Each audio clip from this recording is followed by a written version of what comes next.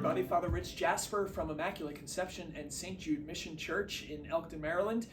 We are beginning the third week of Lent this week, and as you can tell, I'm wearing a different colored sweater, so it's a different week.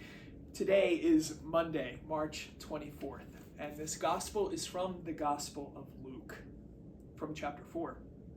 Luke writes, Jesus said to the people in the synagogue at Nazareth, Amen, I say to you, no prophet is accepted in his own native place. Indeed, I tell you, there were many widows in Israel in the day of Elijah when the sky was closed for 3.5 years, and a severe famine spread over the entire land.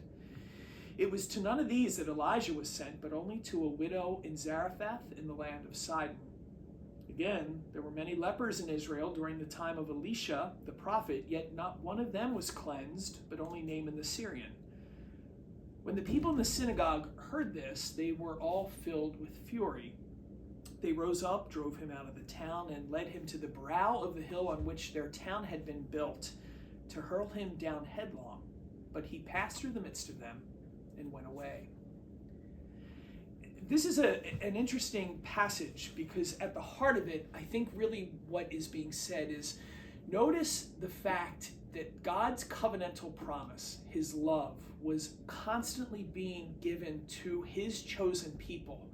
And his chosen people, the ones that should have accepted it, embraced it, and lived it, they kept pushing it away, ignoring it, or even twisting it to serve their own purposes. And the only ones that were actually receiving that love were two outsiders, both the widow and Naaman the Syrian. They were outsiders. They weren't part of the chosen people. So isn't it fascinating that they were the ones that were healed? They were the ones that were helped. So when Jesus is now telling his own townspeople this message, he's really saying to them, it's the outsiders that are accepting God's love before you. They're the ones that God is reaching because you're not accepting it.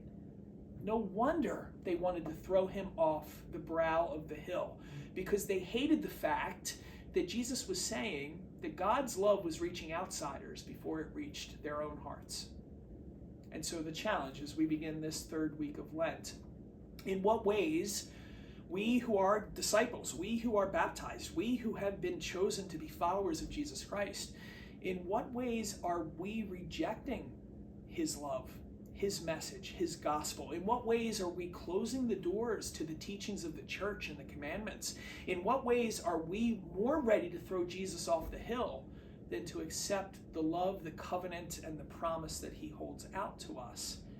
Isn't it fascinating that sometimes the ones that accept the love, the mercy, and the message are the ones that we least likely expect to receive it?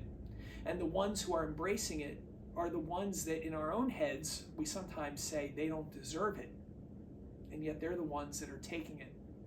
It's really a fascinating understanding. We've been given so much, and yet a lot of times we close the doors to that love and that mercy, and we say that others don't deserve it. But yet they're the ones that are embracing it. What do we choose today? God bless you.